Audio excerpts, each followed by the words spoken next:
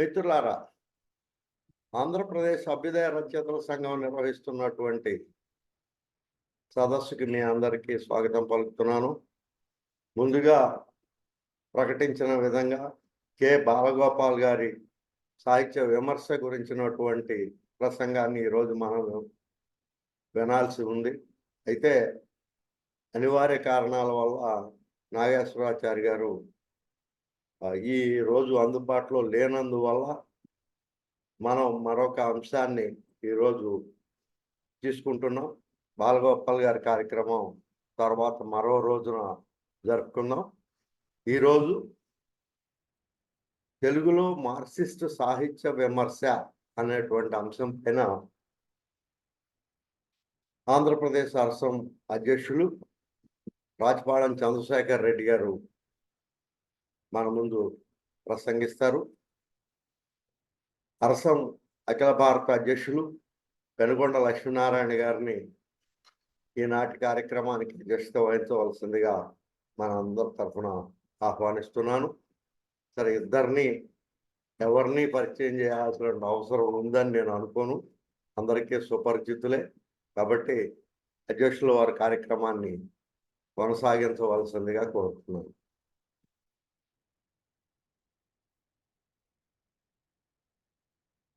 అన్నా, ప్రారంభించండి. మీరు మ్యూట్లో ఉన్నారు, చూసుకోండి.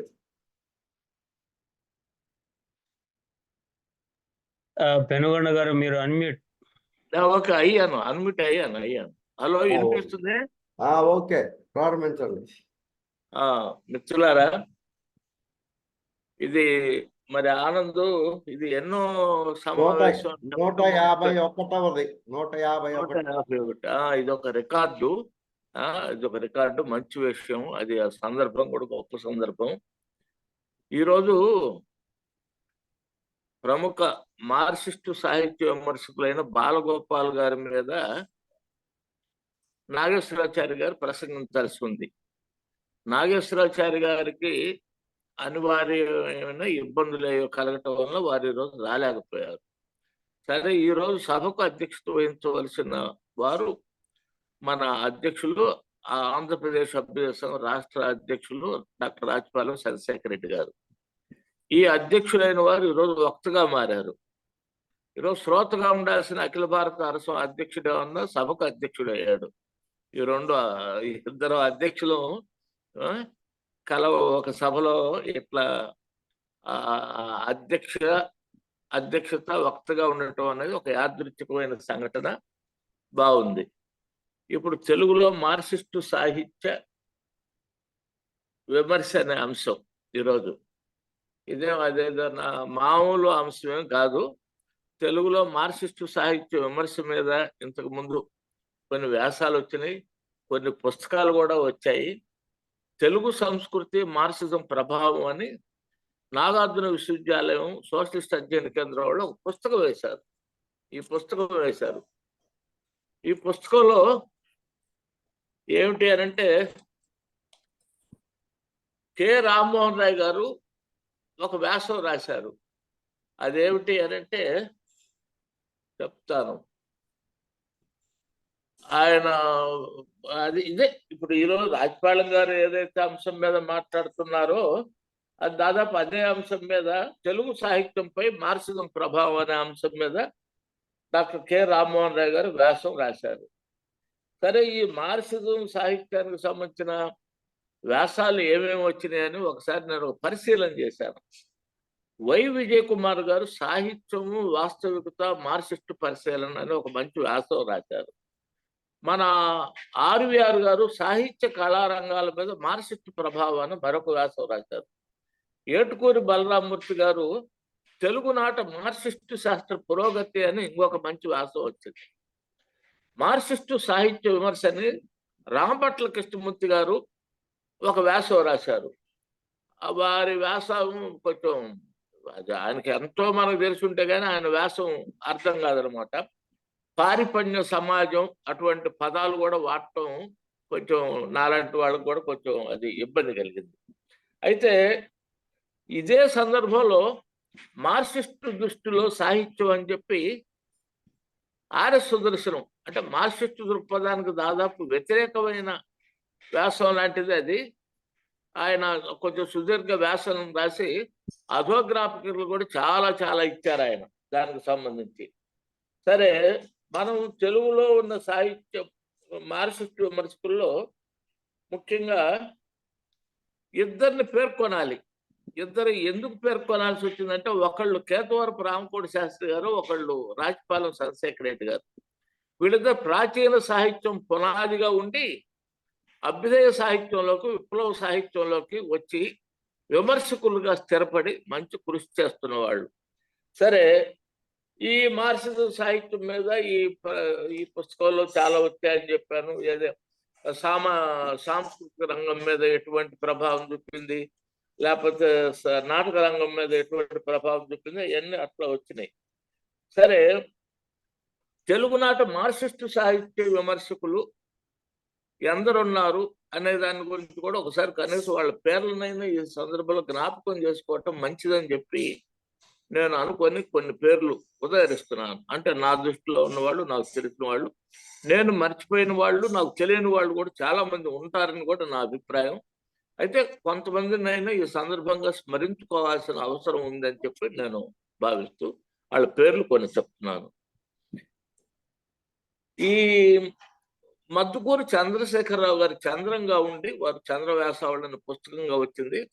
వారిని మార్క్సిస్టు సాహిత్య విమర్శకుల్లో అగ్రశ్రేణికి చెందిన, లేకపోతే తొలి తరానికి చెందిన తొలి వ్యక్తిగా కూడా వారిని పరిగణిస్తుంటారు. సరే, రారా గారి సంగతి ప్రత్యేకించి ఇక్కడ ఎవరికి చెప్పాల్సిన అవసరం లేదు. సారథ్య వివేచన గురించి మనందరికీ తెలిసిందే. సరే, తుమ్మల వెంకటరామయ్య గారు, సోమసుందర్ గారు, శ్రీశ్రీ, ఇందాక ఆర్వీఆర్ గారు ఒక వ్యాసం రాశారని చెప్పారు. కేవి రమణారెడ్డి గారు, చేరా గారు, మహిళ రామ్మోహన్ రావు గారు, త్రిపునేని మసూదరావు గారు, బోధరాజు రాధాకృష్ణ గారు, doctor P Sanjeevamma, doctor Machireddy, Suryasagar, Nidamarthi Umarajeswararao, Kundurthi, Singavaneni Narayana, Balagopal, Etukuri Prasad, Katyayani Vidmayya, SV Satyanarayana, Chalasani Prasad. అంటే కొన్ని మార్క్సిస్టు సాహిత్యానికి సంబంధించిన పరిశోధనకు సంబంధించి కూడా రవీంద్ర రెడ్డి అని చెప్పి తెలుగు సాహిత్యంపై మార్క్సిజం ప్రభావం ఒక పరిశోధన గ్రంథం వచ్చింది.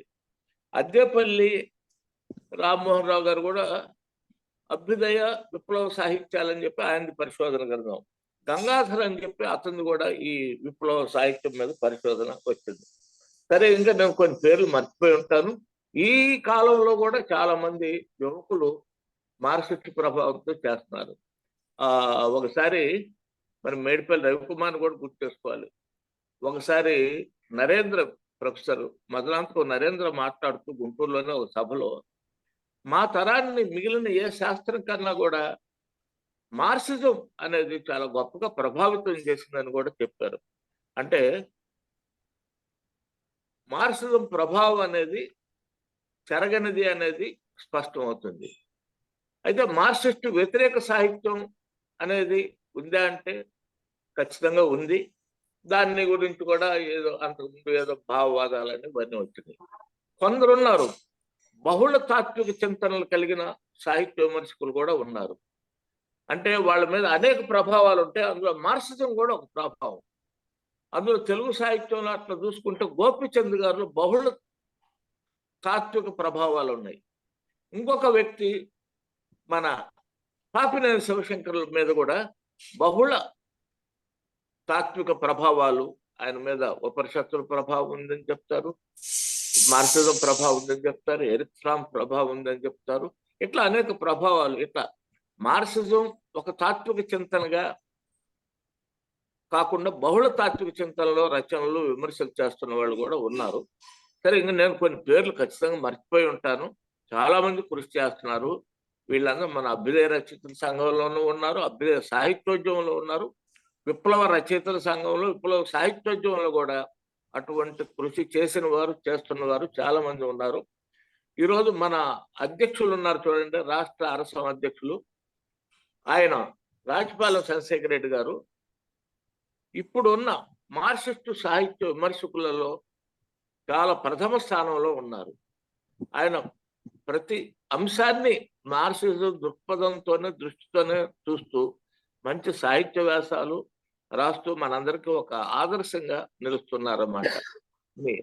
గురిగాడు గురించి రాసిన, తర్వాత ఇంకొకళ్ళ సాహిత్య కృషి గురించి రాసిన, ఆయన కవిత్వం మీద రాసిన, కథల మీద రాసిన, ఎవరి మీద రాసినా కూడా ఏమిటి ఆ రచయితలో ఉన్న దృష్టి ఏంటి, అతని తాత్విక దృక్పథం ఏమిటి అని చెప్పి పరిశీలిస్తూ ఉంటారు. ఇట్లా ఉన్నారు. మన తొలి సాహిత్య విమర్శకుడిగా, పరిశోధకుడిగా గుర్తించిన కట్టమంచి రామలింగారెడ్డి గారిని కూడా మనం గుర్తిస్తాం. అయితే కట్టమంచి రామలింగారెడ్డి గారికి కమ్యూనిజం అంటే కోపం. వీసీగా ఉన్నప్పుడు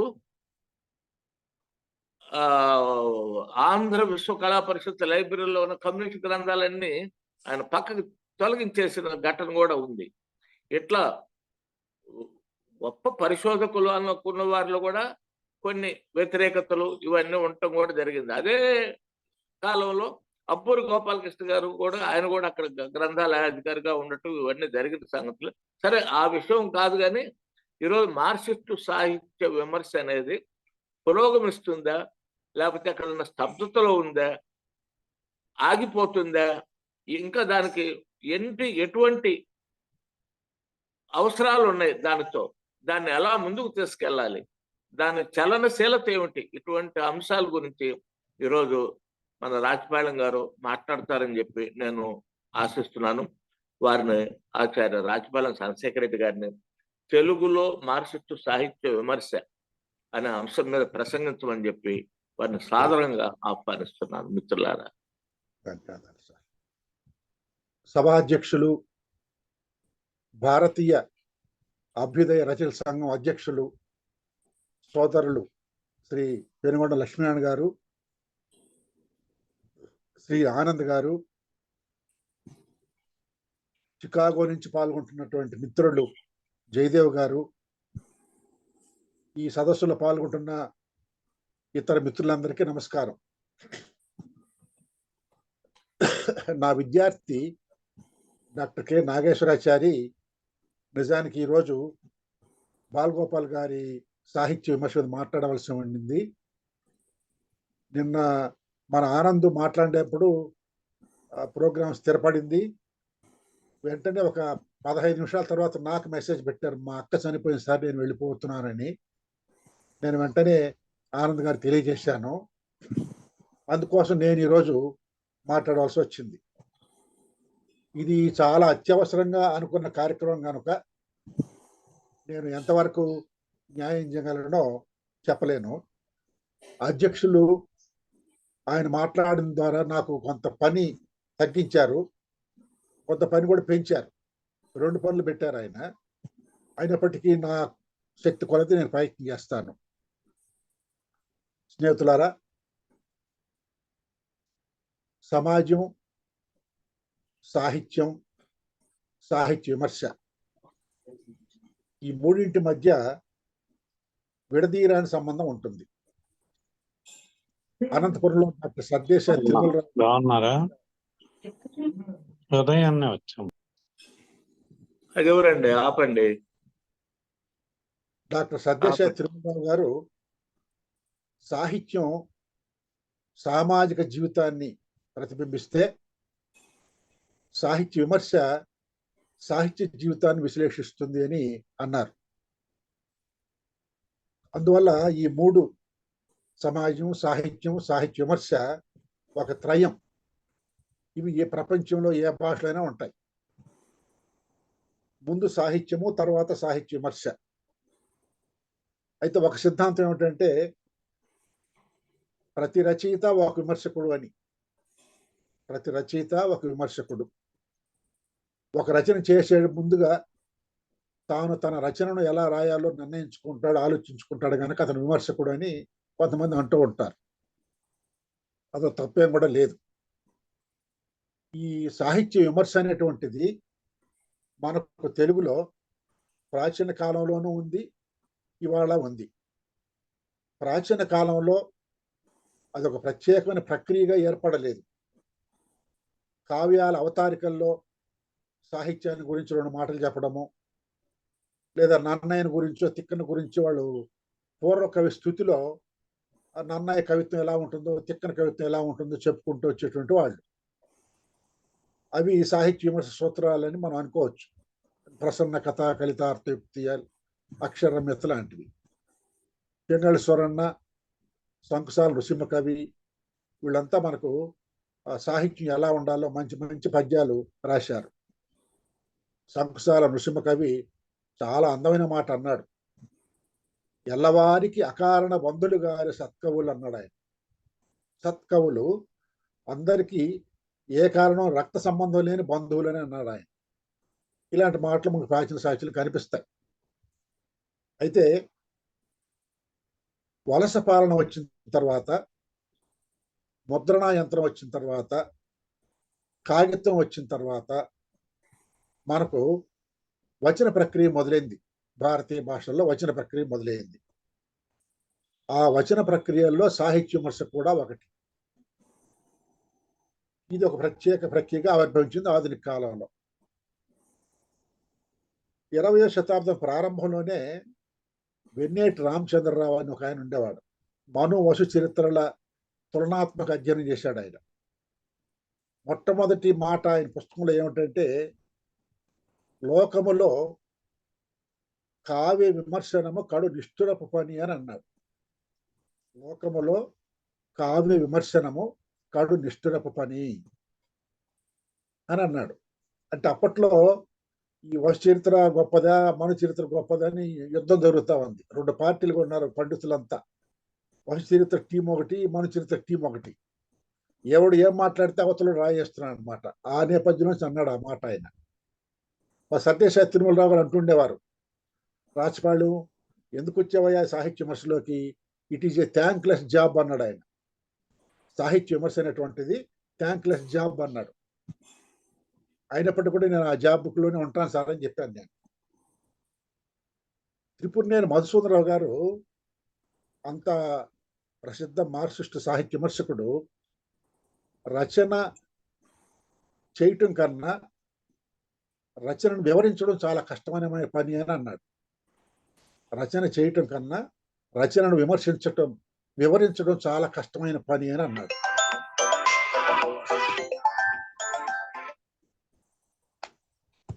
అంతటి పండితులు ఆ మాట అంటే నేను కొంత భయపడ్డా.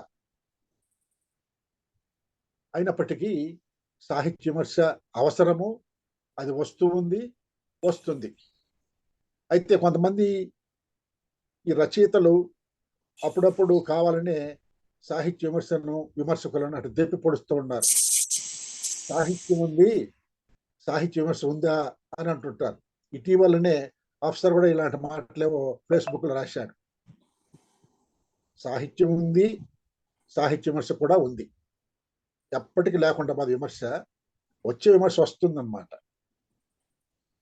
ఈ సాహిత్య విమర్శ అనేటువంటిది ఒక ఎడతెగక పారు ఏరు వంటిది. ఒడిదుడుకులు ఉండొచ్చును, అయినప్పటికీ సాహిత్య విమర్శ లేని రోజు అంటూ ఉండదు. ఈ సాహిత్య విమర్శ కూడా ఒక సామాజిక ఆచరణే. సాహిత్యం ఎలాగా సామాజిక ఆచరణో, సాహిత్య విమర్శ కూడా ఒక సామాజిక ఆచరణ. సాహిత్యం ఎలా ఉన్నది, సాహిత్యం ఎలా ఉండాలి, ఎలా ఉంటే బాగుంటుంది, ఈ రచనలో ఉన్నటువంటి గుణాలు ఏమిటి, దోషాలు ఏమిటి, ఇది సమాజానికి మేలు చేస్తుందా, కీడు చేస్తుందా, ఇలాంటివన్నీ చెప్పేటువంటి విమర్శ అది ఒక సామాజికమైనటువంటి ఆచరణ. ఈ సాహిత్య విమర్శ అనేక రకాలుగా ఉంటుంది. సంప్రదాయ విమర్శ, ఆధునిక విమర్శ. సంప్రదాయ విమర్శ అంటే భారతీయ అలంకార శాస్త్రాలు ఆధారంగా రచనను మనం వివరిస్తే అది సంప్రదాయ విమర్శ అవుతుంది.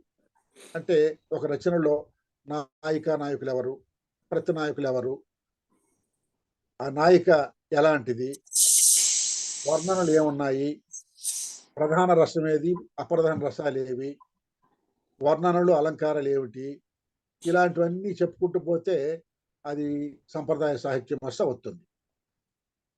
ఆధునిక విమర్శ అంటే ఆ రచనలో ఉన్నటువంటి మానవ జీవితం ఎలాంటిది, మానవ సంబంధాలు ఎలాంటివి, అందులో ఏ మానవులు చిత్రింపబడ్డారు, వాళ్ళ వర్గ స్వభావం ఏమిటి, వాళ్ళ కుల స్వభావం ఏమిటి, ఇవన్నీ చెప్పేటువంటిది ఆధునిక విమర్శ.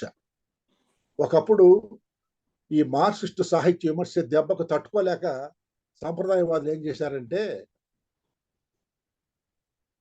ఆ సాహిత్యాన్ని మనం అలంకార శాస్త్రాలతో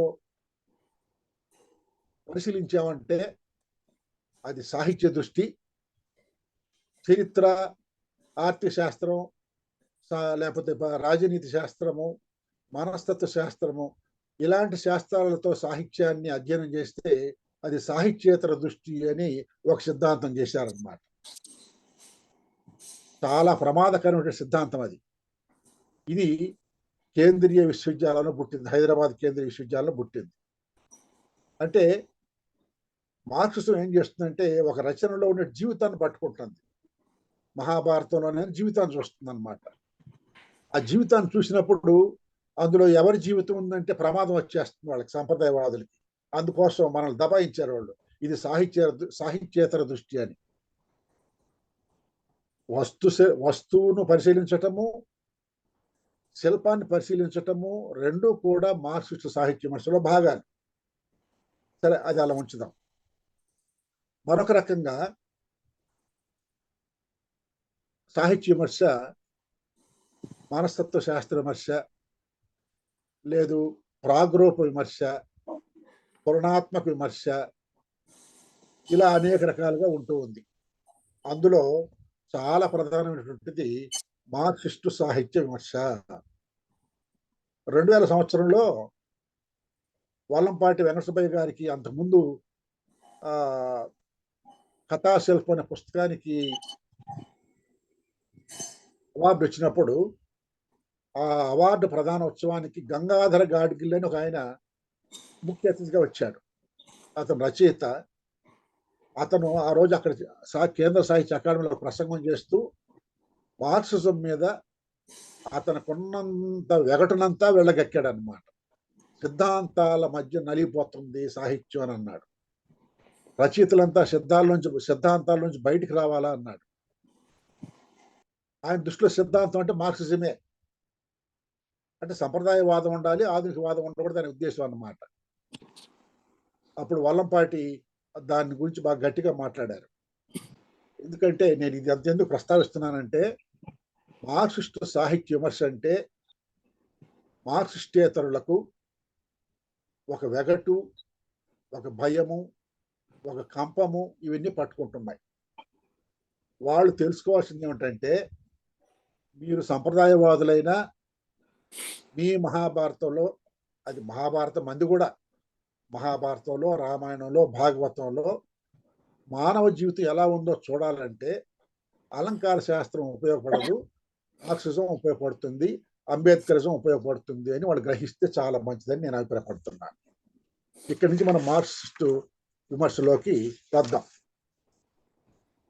మార్క్సిస్టు సాహిత్య విమర్శ అనేటువంటిది ఏమిటి అంటే, మార్క్సిజం ఒక భౌతికవాదం, మార్క్సిజం ఒక తాత్విక సిద్ధాంతం, మార్క్సిజం ప్రపంచాన్ని కొత్త దృష్టితో చూసినటువంటి సిద్ధాంతం.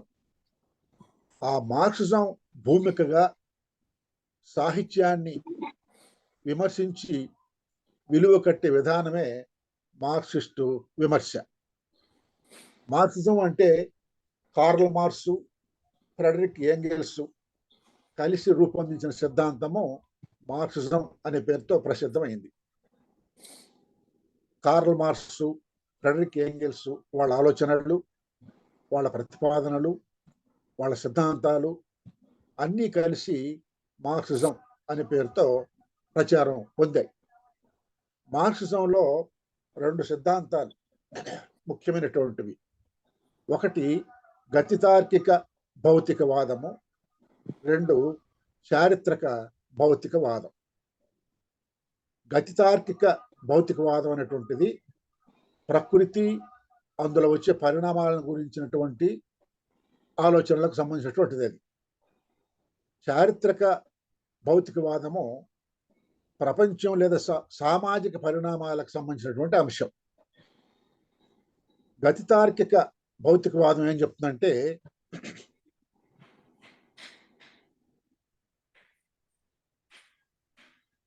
వస్తుగత సహజ వైరుధ్యాల నిరంతర సంఘర్షణ కారణంగా అభ్యుదయకరమైనటువంటి పరిణామం ఏర్పడుతుంది అని చెప్తుంది. చారిత్రక భౌతికవాదము చరిత్ర పొడుగునా మార్పు సంభవిస్తూ ఉంటుంది. ఈ మార్పులలో నుంచే సాహిత్యం కూడా పుట్టుకొస్తుందని అన్ని పుట్టుకొస్తాయని చెప్తుంది అనమాట. కాబట్టి మార్క్సిజం చెప్పినటువంటి సూత్రాల నేపథ్యంలో సాహిత్యాన్ని విమర్శించడం అంటే గతితార్కిక చారిత్రక భౌతికవాదాన్ని భూమికగా పెట్టుకొని సాహిత్యాన్ని పరిశీలించడం.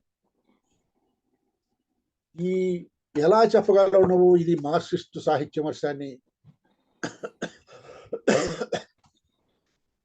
సివి సుబ్బారావు అని తెలుగు ఆయన ఢిల్లీలో పనిచేశారు. విభాత సంధ్యలు అని ఒక పుస్తకానికి ఆయన సంపాదకుడుగా వ్యవహరించారు. అందులో ఆయన ఏమన్నారంటే, మార్క్సిస్టు విమర్శ అనేది పరిశీలిస్తున్న సాహిత్యం వల్ల నిర్వచింపబడదు, పరిశీలించే పద్ధతి వల్ల నిర్వచింపబడుతుంది అని అన్నారు. మార్క్సిస్టు సాహిత్య విమర్శ పరిశీలిస్తున్న సాహిత్యం వల్ల నిర్వచింపబడదు, పరిశీలించే పద్ధతి వల్ల నిర్వచింపబడుతుంది అని అన్నారు. చాలా ముఖ్యమైనటువంటి అంశం. అంటే మహాభారతం మీద రాస్తే మార్క్సిస్టు సాహిత్య విమర్శ కాదు, మహాప్రస్థానం మీద రాస్తే మార్క్సిస్టు సాహిత్య విమర్శ అవుతుంది అనే అటువంటి అవగాహన తప్పు. మహాభారతం మీద రాసిన, మహాప్రస్థానం మీద రాసిన, కన్యాశుల్కం మీద రాసిన, గబ్బలం మీద రాసిన అది సంప్రదాయ విమర్శ అయినా కావచ్చు, మార్క్సిస్టు విమర్శ అయినా కావచ్చు. కాబట్టి మహాభారతం మీద రాసిన వాళ్ళందరిది మార్క్సిస్టు విమర్శ కాదు, సంప్రదాయ విమర్శ కూడా కాదు. ఏది మార్క్సిస్టు సాహిత్య విమర్శ అంటే, ఇప్పుడు మార్క్సిస్టు సాహిత్య విమర్శకి హద్దులు లేవు. మహాభారతం మీద రాయకూడదని నియమం ఏమీ లేదు, గబ్బల మీద రాయకూడదని నియమం ఏమీ లేదు. సరిహద్దులు లేని విమర్శ పద్ధతి మార్క్సిస్టు సాహిత్య విమర్శ. అది దృక్పథానికి సంబంధించినటువంటిది, ఆలోచనకు సంబంధించినటువంటిది. ఇప్పుడు దివాకర్ల వెంకటావధాని, పెంగళి లక్ష్మీకాంతము, విశ్వనాథ సత్యనారాయణ ఇలాంటి 1000 మంది పండితులు మహాభారతం మీద రాశారు. వీళ్ళు రాసింది ఏది మార్క్సిస్టు సాహిత్య విమర్శ కాదు. పాలకుర్తి రామమూర్తి, కరణం బాలసుబ్రహ్మణ్యం లాంటి వాళ్ళు కూడా ఇటీవల కాలంలో రాశారు. కానీ వీళ్ళది మార్క్సిస్టు సాహిత్య విమర్శ కాదు. ఎందుకంటే వీళ్ళు భౌతికవాదులు కాదు. మార్క్సిజము భౌతికవాదం, భావవాదం కాదు. కె రంగనాథాచార్యులు, కెవి రమణారెడ్డి, వరవర్రావు, కేతవరపు రామకోటి శాస్త్రి గారు, కాత్యాయని విద్మహే లాంటి వాళ్ళు రాసినటువంటి విమర్శ, ప్రాచీన సాహిత్యం మీద రాసిన విమర్శ నిస్సందేహంగా మార్క్సిస్టు సాహిత్య విమర్శ అవుతుంది. అలాగే షేక్స్పియర్ ఉన్నాడు. షేక్స్పియరు మార్క్సిస్టు రచయిత కాదు, కానీ కార్ల్ మార్క్స్ ఆయన చాలా లోతుగా చదివారు. లెనిన్, టాల్స్టాయ్ ఉండేవాడు. టాల్స్టాయ్ మార్క్సిస్టు రచయిత కాదు, లెనిన్ ఆయనను చాలా లోతుగా చదివారు. ఏమన్నారంటే, టాల్స్టాయ్ సాహిత్యంలో రష్యాలో విప్లవం రావడానికి పరిస్థితులు అనుకూలంగా ఉన్నాయి అనే విషయాన్ని మనం గ్రహించవచ్చు అని చెప్పేసి అన్నారు ఆయన. కాబట్టి మార్క్సిస్టులో కాని షేక్స్పియర్ను, టాల్స్టాయ్ని మార్క్సిస్టు సిద్ధాంతవేత్తలైనటువంటి కార్ల్ మార్క్స్, లెనిన్ను చదివి వాళ్ళ దృక్పథంలో నుంచి అధ్యయనం చేశారు. అది మార్క్సిస్టు సాహిత్య విమర్శ అని అంటే. మార్క్సిస్టు దృక్పథంతో సాహిత్యాన్ని పరిశీలించటం అంటే ప్రకృతిని, చరిత్రను, సాహిత్యాన్ని గతితార్కిక భౌతికవాదంగా వాదపరంగా పరిశీలించటం అని అర్థం అని చేకూరి శ్రీనివాసరావు గారు శ్రమ సౌందర్యం అనేటువంటి ఒక విలువైన పుస్తకం రాసినటువంటి చేకూరి శ్రీనివాసరావు గారు చెప్పారనమాట. ఇది మార్క్సిస్టు సాహిత్య విమర్శకు సంబంధించినటువంటి ఒక ఉపోద్ఘాతం. ఇప్పుడు నేను ఇందాక చెప్పాను, భారతీయ అలంకార శాస్త్రం చాలా గొప్పది కావచ్చు, కానీ అది సాహిత్యం ఎలా ఉండాలో చెబుతుంది. సాహిత్యం ఎలా ఉన్నది అని మనం పరిశీలించాలంటే మళ్ళా మనకు మార్క్సిజమే ఆధారం.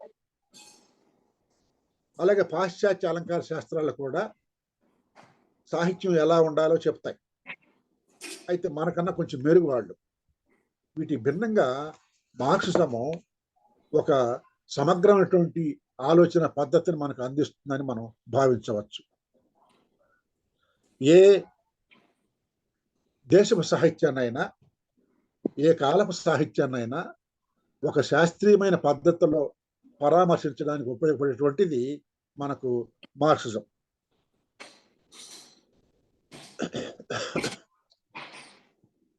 భారతీయ అయితే మనకు మార్క్సిజానికి భారతీయ అలంకార శాస్త్రం అంటే భరతనాట్య శాస్త్రము, దండి కావ్యాదర్శము, క్షేమేంద్రుని ఔచిత్య విచార చర్చ, ఆనందవర్ధన ధ్వన్యాలోకం ఇలా ఉన్నట్టుగా మనకు కార్ల్ మార్క్స్ లేదా ఏంగెల్స్ లేదా లెనిన్ లేదా మావో వీళ్ళు రాజకీయ శాస్త్రవేత్తలు, సామాజిక శాస్త్రవేత్తలు. వీళ్ళు పరిగెట్టుకుని సాహిత్యం కోసం గ్రంథాలు రాయలేదు. అనేక విషయాల గురించి రాస్తూ సాహిత్యాన్ని గురించి అక్కడక్కడ చెప్పిన మాటలే ఇవాళ మనకు సాహిత్యాన్ని అధ్యయనం చేయడానికి మార్క్సిస్టు సిద్ధాంతాలను అందిస్తున్నాయి. ఆ తర్వాత వచ్చినటువంటి Ernest Fischer, Caudwell, Gorky, Plekhanov, George Thomson, Lukacs లాంటి వాళ్ళు, మైకోవస్కి లాంటి వాళ్ళు చెప్పినటువంటి వాళ్ళు విడివిడిగా గ్రంథాలు రాసుకుంటూ వచ్చారనమాట. అందుకోసం ఇవాళ మార్క్సిస్టు సాహిత్య విమర్శకులకు మాకంటూ ఒక శాస్త్రం లేదే అని దిగులు పడవలసిన అవసరం లేదు, మనకు ఉన్నాయి. వాటిని చదివి వాటిని వెలుగులో మనం విమర్శ రాస్తే మనం సాహిత్య విమర్శకులం అవుతాం. పద్యానికి తాత్పర్యం చెప్పటం, ప్రతిపదార్థం చెప్పటం కాదు విమర్శ అంటే. మార్క్సిజానికి ఇందాక మనం చెప్పుకున్నట్టుగా భౌతికవాదం, గతితార్కిక భౌతికవాదం దాని పునాది.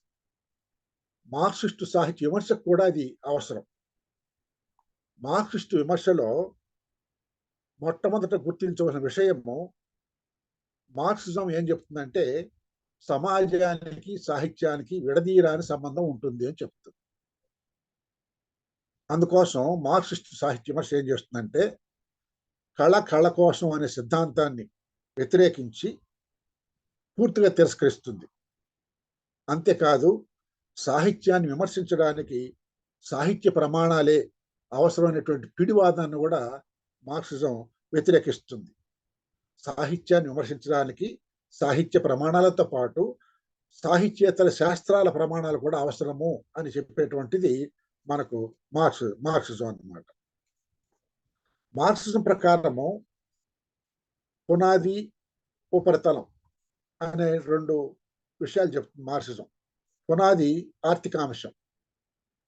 ఆ పునాదిని బట్టి ఉపరితలంలో నీతి శాస్త్రము, న్యాయశాస్త్రము, కళలు, తత్వశాస్త్రము ఇవన్నీ ఉంటాయని మార్క్సిజం మనకు చెప్తుంది.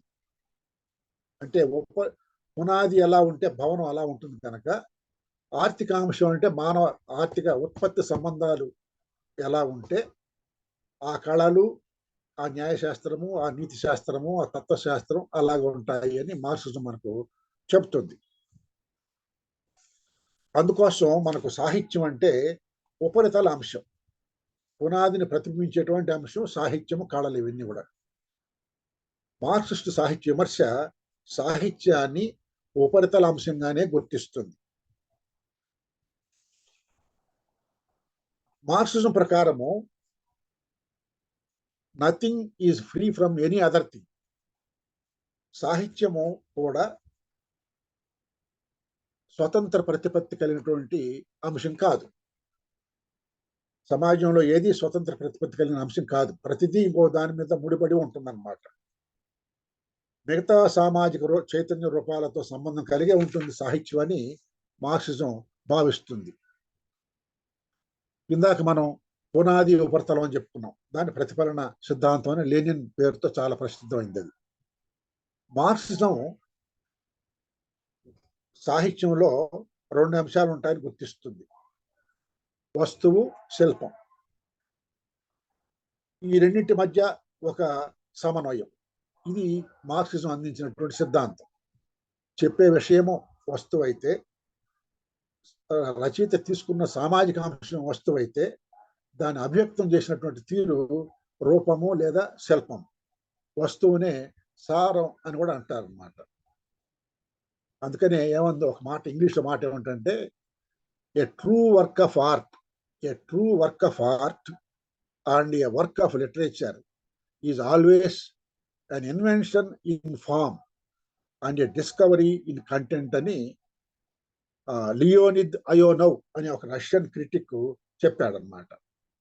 అందుకోసం మార్క్సిస్టు విమర్శలో సాహిత్యంలో మొదట మనం వస్తువుని పరిశీలిస్తాం, తర్వాత శిల్పాన్ని పరిశీలిస్తాం. వస్తువుని పరిశీలించడం అంటే ఇందాక మనం చెప్పుకున్నట్టుగా మహాభారతంలో కానీ, మాలపల్లిలో కానీ, కన్యాశుల్కంలో కానీ, లేదా గబ్బిలంలో కానీ ఎవరి జీవితం చిత్రింపబడింది, ఎప్పటి జీవితం చిత్రింపబడింది, ఆ జీవితం యొక్క వర్గ స్వభావం ఏమిటి, ఆ జీవితానికి ఉన్న కుల స్వభావం ఏమిటి, రచయిత ఆ జీవితాన్ని ఎలా అర్థం చేసుకున్నాడు, రచయిత దృక్పథం ఏమిటి, ఇవన్నీ మనం వస్తువు దగ్గర పరిశీలిస్తాం. మనకు మార్క్సిజం అందించినటువంటి ఒక సూత్రం ఉంది: ఏ వస్తువు అయినా తన రూపాన్ని తాను ఎన్నుకుంటుంది అని.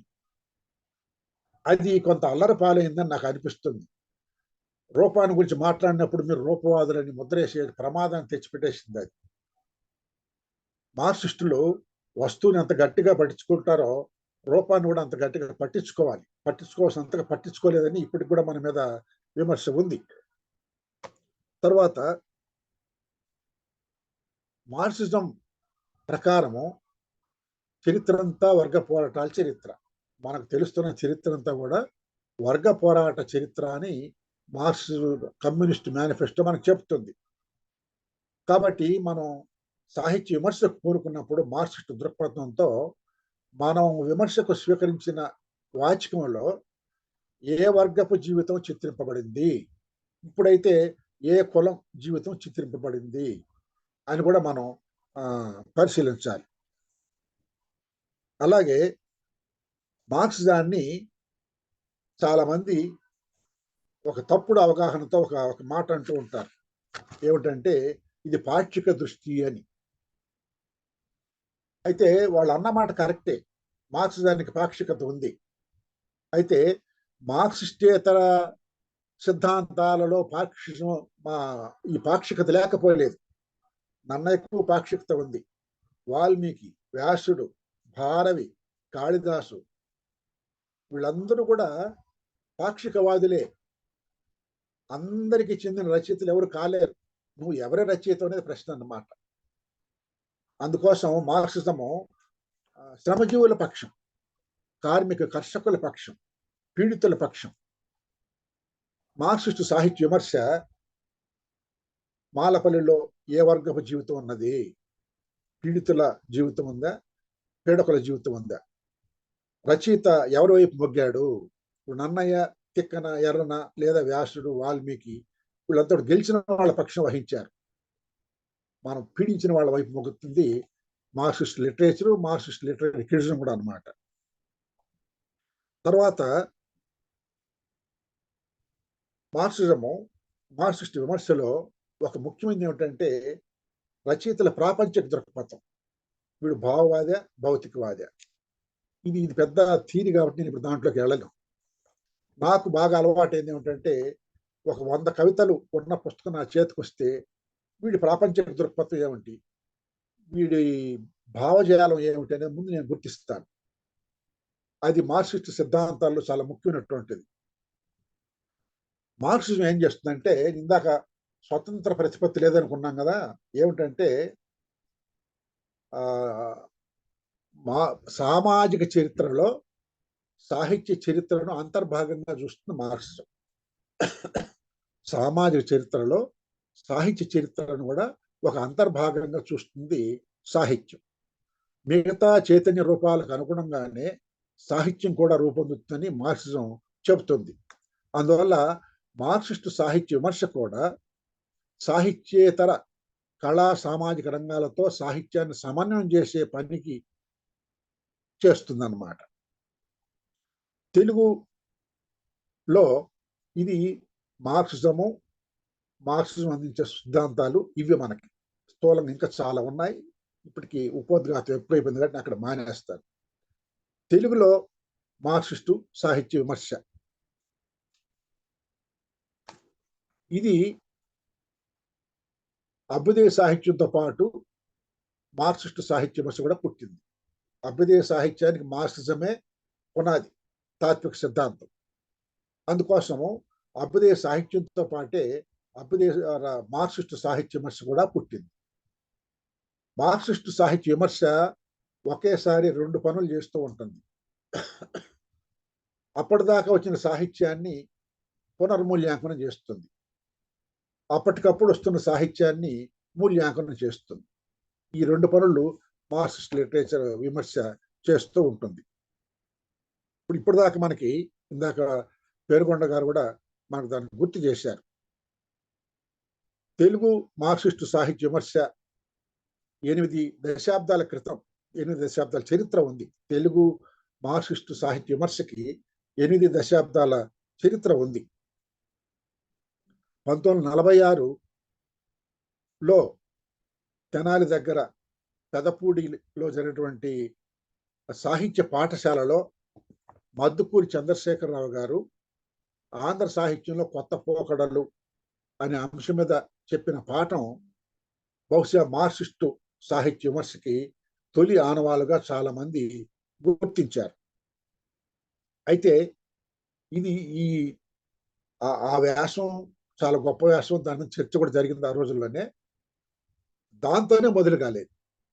దానికి ముందు కొంత మనం సూర్యోదయానికన్నా ముందు తూర్పు పాట ఎగిరినట్టుగా కొంత మనకు మార్క్సిస్టు సాహిత్య సూచనలు కొన్ని కనిపిస్తాయి. ఇందాక మనకు పెనుగొండ గారు గుర్తు చేశారు, Andhra university vice chancellor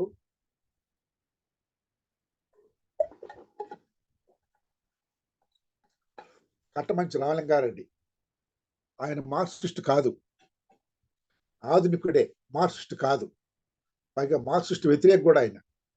Andhra university గ్రంథాలయంలో communist గ్రంథాలన్నింటినీ ఆయన తీయించేశాడని చదివాం మనం. అయినప్పటికీ ఆయన ఆధునికుడు. ఆయన 1914లో కవిత్వ తత్వ విచారము అనేటువంటి గ్రంథాన్ని ప్రచురించాడు. అందులో వస్తువుకి వస్తువు ఉంటుందని, శిల్పం ఉంటుందని, ఈ రెండింటి మధ్య విడదీయరాని సంబంధం ఉంటుందని ఆయన ప్రతిపాదించాడు. భాషా చరిత్రమును దేశ చరిత్రమును నిత్య సంయోగములు అన్నాడు. అంటే సామాజిక చరిత్రతో పాటే సాహిత్య చరిత్ర కూడా నడుస్తుందని చెప్పాడు. అలాగే వస్తు స్వరూపములు, భావములు పరస్పర నిర్ణీతములు. అంటే వస్తువు శిల్పం రెండు కూడా ఒకదాన్ని ఒకటి నిర్ణయించుకుంటూ పోతున్నాయని చెప్తాడు. విషయము శైలి రెండు ముఖ్యములు అన్నాడు. అంటే వస్తువు శిల్పం రెండు కూడా ముఖ్యమని అర్థం. తర్వాత శాస్త్రాదేశ రచనలు విరసములు అన్నాడు. అంటే అలంకార శాస్త్రం చెప్పినట్టుగా కావ్య రాయడం పనికిమాలిన పని అన్నాడు ఆయన. ఇలాంటి అభిప్రాయాలు మనకు విరోధం కాదు. మార్క్సిస్టు సాహిత్య విమర్శకులకు కట్టమంచి రామలింగ గారు చెప్పిన అభిప్రాయాలు వ్యతిరేకమైనటువంటివి ఏమి కావు. అయితే ఆయన ఈ అభిప్రాయాలు చెప్పాడు కానీ ఆయన మార్క్సిస్ట్ మాత్రం కాదు. ఎందుకంటే ఆయన సాహిత్యంలో వర్గాలు ఉంటాయి అనే దాన్ని గుర్తించలేకపోయాడు. తర్వాత వచ్చినటువంటి రాళ్లపల్లి అనంతకృష్ణ శర్మ గారు కూడా కట్టమంచి మార్గంలో కొంతవరకు ప్రయాణం చేస్తూ కొంతవరకు కట్టమంచిని వ్యతిరేకించాడు. ఆయన ఒక మాట అన్నాడు. ఏమిటంటే ఆ మాట అంటే,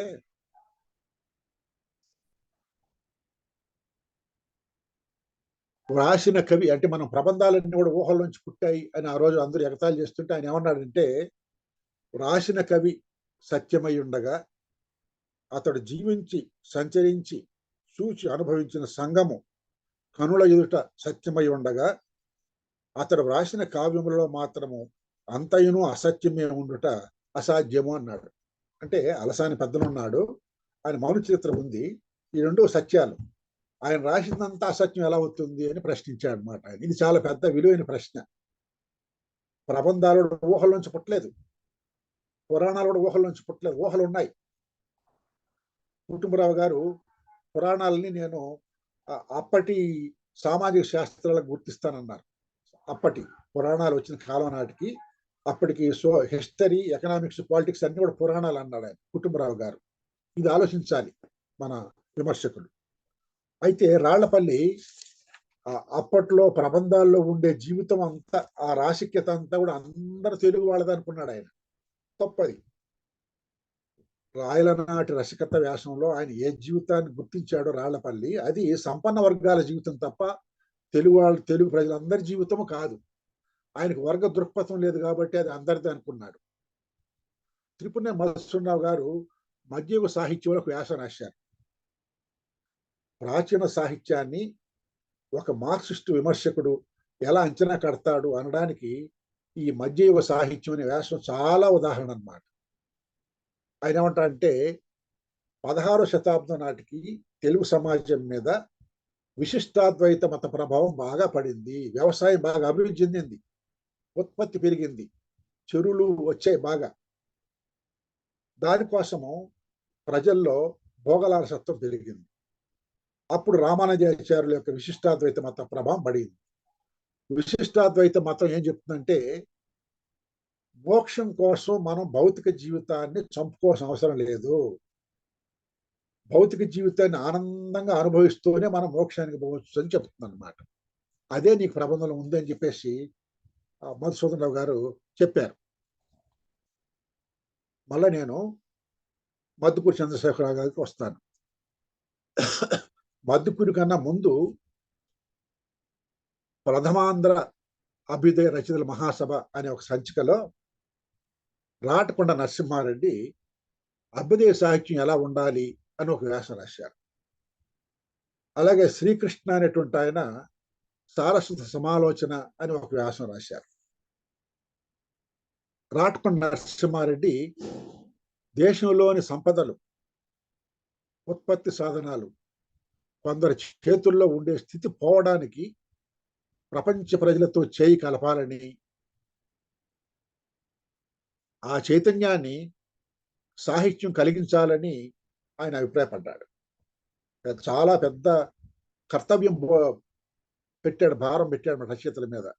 ప్రపంచంలో ఉత్పత్తి సాధనాలు, అలాగే సంపద అంతా కొంతమంది చేతుల్లో ఉంది, ఇది అందరి చేతుల్లోకి వచ్చేట్టుగా ఉద్యమాలు రావాలి, ఆ ఉద్యమానికి రచయితలు దోహదం చేయాలి అని ఆయన చెప్పాడు. అలాగే కొడవటి కుటుంబరావు గారు 1937లోనే సాహిత్యం ఎందుకు అని ఒక ప్రశ్న వేసుకొని సమాధానం చెప్పారు. ప్రజలను సాహిత్యం నుండి, సాహిత్యాన్ని రాజకీయాల నుంచి, రాజకీయాలను ప్రజల నుంచి కాపాడాలని రకరకాల వాళ్ళు చేసే ప్రయత్నాలు చూస్తే నాకు ముచ్చటేస్తుంది అన్నారు కుటుంబరావు గారు. అంటే సాహిత్యము, రాజకీయాలు, ప్రజలు వీళ్ళు దూరంగా ఉండాలి, మూడిటి మీద సంబంధం లేదు అని చేదస్తులు భావిస్తూ ఉంటే నాకు ముచ్చటేస్తున్నారు అన్నమాట. అది మార్క్సిస్ట్ సిద్ధాంతం. తర్వాత ఆయన సాహిత్య కళకి చెందిన శిల్పం యొక్క ఆశయం ప్రజలను మభ్యపెట్టడం కాదు, వారి దృష్టిని జీవిత కష్ట సుఖాల దగ్గర నుంచి మరల్చి వాటి వెనుక ఉండే కారణాల మీదికి మరల్చటము అని అన్నాడు. సాహిత్యం చేసిన పని ఏమిటంటే కేవలము ప్రజలను మభ్యపెట్టడం కాదు, ప్రజలను చైతన్యవంతులు చేయటం. అందుకని అన్నాడు, శిల్పం 2 రకాలుగా ఉంటుంది, జనాన్ని నిద్రపుచ్చే శిల్పం ఉంది, నిద్ర లేపే శిల్పం ఉందని చెప్పేసి అన్నారు కుటుంబరావు గారు. ఇంకొక మాట కూడా అన్నారు ఆయన, సాహిత్యం సాంఘిక చైతన్యంలో ఒక శాఖ అన్నాడు. సంఘానికి ఉండే చైతన్యంలో సాహిత్యం ఒక భాగం అన్నాడు. సాహిత్యమే గొప్పది అని అనుకోవడం భావవాదం. సాహిత్యం కూడా అనేక సామాజిక రంగాల్లో ఒకటి అనుకోవడం మార్క్సిజం అన్నమాట. జీవి కృష్ణారావు గారు 1938లో సాహిత్య జగత్తు అని పుస్తకం రాశారు. ఆయనను రాయిస్టు అని అంటారు. కావ్య జగత్తు నుంచి బాహ్య జగత్తు రాదు, బాహ్య జగత్తు నుంచి కావ్య జగత్తు వస్తుందని కృష్ణారావు గారు అన్నారు. తర్వాత 1935-47 మధ్యకాలంలో శ్రీశ్రీ గురజాడ చాలా వ్యాసాలు రాశారు. అవన్నీ కూడా తెలుగు సాహిత్య విమర్శకులకు, రచయితలకి ఒక కొత్త చూపును ఇస్తున్నాయి.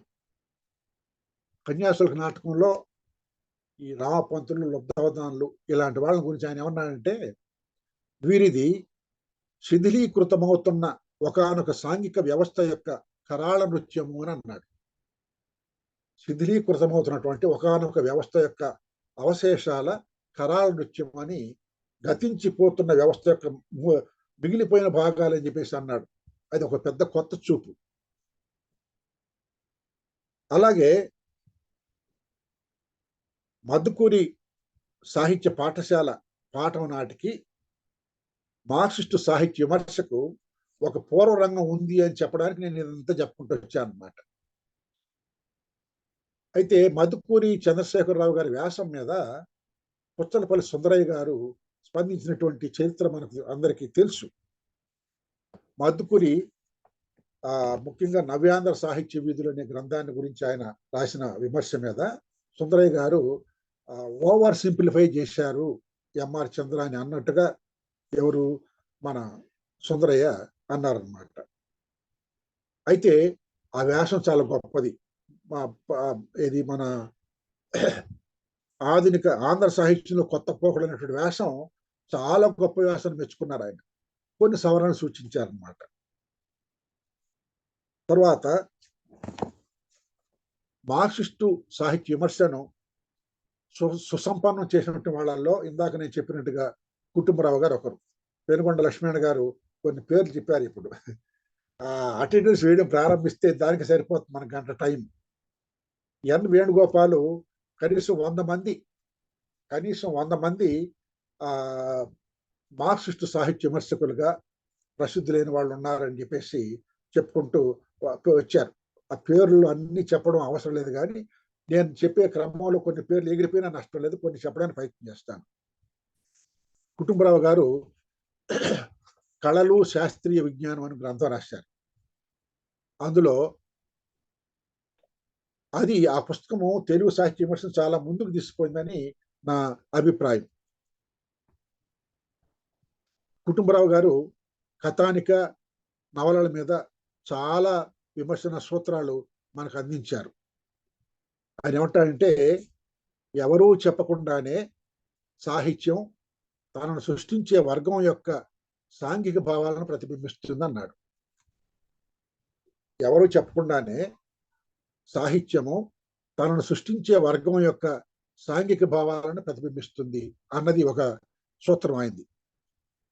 అలాగే విప్లవ బీజాలు లేని సాహిత్యము ఆలోచనలు రేకెత్తించదు అన్నాడు. అంటే విప్లవం అంటే పాత వ్యవస్థను దొర్లించి మనం నిర్మించే కొత్త వ్యవస్థ, దాని సాధన విప్లవం అన్నమాట. ఆ విప్లవ బీజాలు లేకపోతే సాహిత్యం మనలో ఎటువంటి ఆలోచనలు రేకెత్తించదు అని అంటాడు కుటుంబరావు గారు. నేను పురాణాలను చరిత్రగా భావిస్తానని కూడా అన్నాడు ఆయన.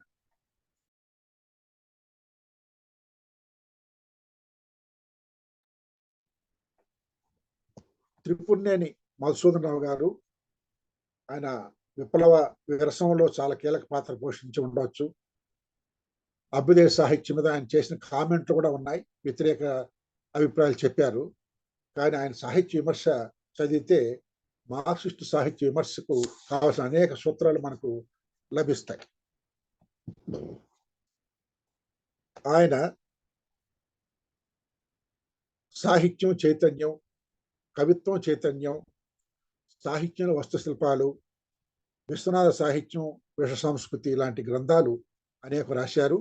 ఇటీవల ఆయన వ్యాసాలన్నీ 3 సంపుటాలుగా వచ్చాయి. ఆయన ఏమంటారంటే వర్గాతీతమైన కళ అంటూ ఉండదు అన్నాడు. వర్గాతీతమైనటువంటి కళ ఉండదు అంటే కళకు వర్గ స్వభావం ఉంటుంది.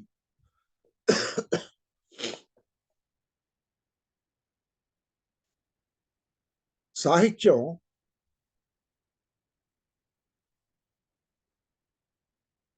విప్లవానికి దోహదం చేయగలుగుతుంది కానీ విప్లవానికి కారణం కాదు అంటాడు. విప్లవం రావడానికి సాహిత్యం సహాయపడుతుంది కానీ సాహిత్యమే విప్లవం రావడానికి కారణం కాదు అని సాహిత్యానికి ఉన్న పరిమితిని చెప్తాడు ఆయన. ఎందుకంటే విప్లవాలు తీసుకొచ్చేది ఆర్థిక రాజకీయ శక్తులే తప్ప కేవలం కళలు కాదు. కళలు అంత మాత్రం చేత ఆయన సాహిత్యాన్ని కళలను తక్కువ చేసినట్టు కాదు, దాని పరిమితిని చెప్తున్నాను అనమాట. రామానుజుని శ్రీ వైష్ణవము ప్రబంధాలకు తాత్విక ప్రాతిపదిక అని ఒక సిద్ధాంతం చేశారు ఆయన. సాహిత్య చరిత్రని సామాజిక చరిత్రలో భాగంగానే అధ్యయనం చేయాలి అని మరొక ప్రతిపాదన చేశాడు. ఇటువంటి సూత్రీకరణలు మనకు చాలా ఉపయోగపడతాయి. సాహిత్య చరిత్రలో యుగ విభజన ఎలా చేయాలి, సాహిత్యాన్ని ఎలా అధ్యయనం చేయాలి, సాహిత్య ప్రయోజనం ఏమిటి, ఉద్యమ సాహిత్యం అంటే ఏమిటి, యుగ సాహిత్యం అంటే ఏమిటి అనే అంశాల మీద చాలా వ్యాసాలు రాశారు ఆయన. సంస్కృత కావ్య సంప్రదాయ దృక్పథం నుంచి తెలుగు సాహిత్య చరిత్ర రాయటం, రస సిద్ధాంతం ప్రమాణంగా తెలుగు సాహిత్యంపై విమర్శ రాయటం నిరర్థకమైన పని అంటాడు ఆయన. ఏ మాత్రం ఉపయోగం లేదంటాడు. రస సిద్ధాంతం సంస్కృత సాహిత్యం దృష్టి పెట్టుకుని వచ్చింది, తెలుగు సాహిత్యానికి అది వర్తించదు అని అంటాడు ఆయన. నవ్య సంప్రదాయం అనగానే ఒంటికాల మీద లేస్తాడు త్రిపుణ్ణేని. అది ఏమంటాడంటే